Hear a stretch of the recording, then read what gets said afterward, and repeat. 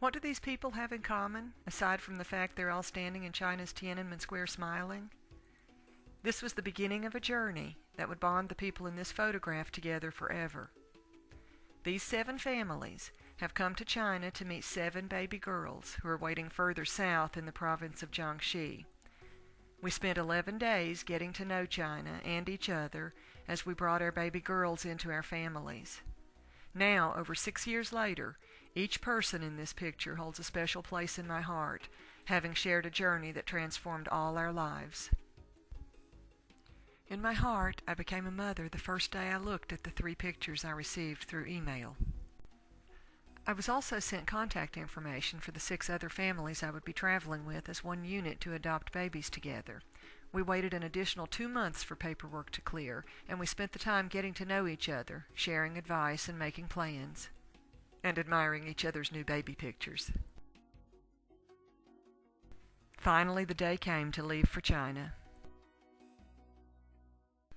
Our travel group got to know each other even better as we spent a few days sightseeing in Beijing before meeting our babies.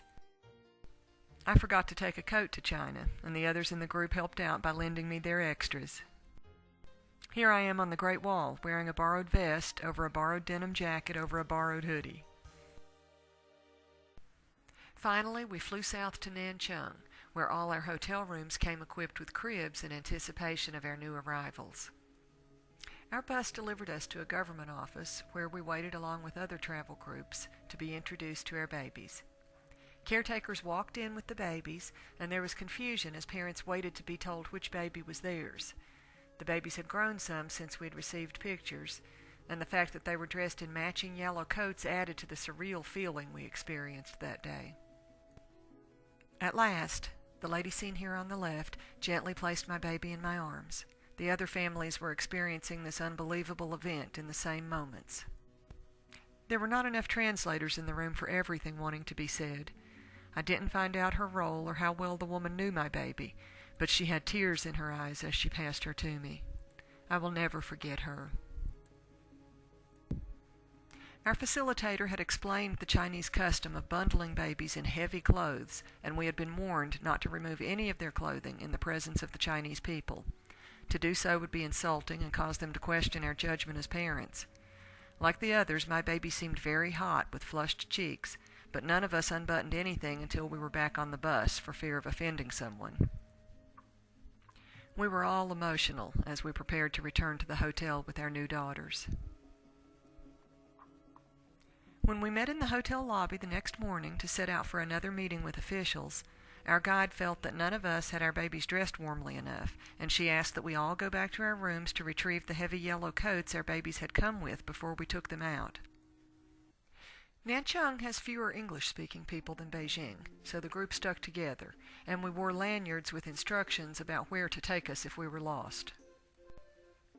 We shopped at the Walmart in Nanchang for some baby supplies, and toured the village of Yilin, a short distance from the city, where this local woman fussed about the bit of skin you can see exposed above my daughter's shoe, and she made sure we got it covered. Next, we boarded another plane for the warm southernmost part of China to finalize our adoptions. It's a tradition for travel groups to line their babies up for a picture on the red couch at the White Swan Hotel in Guangzhou.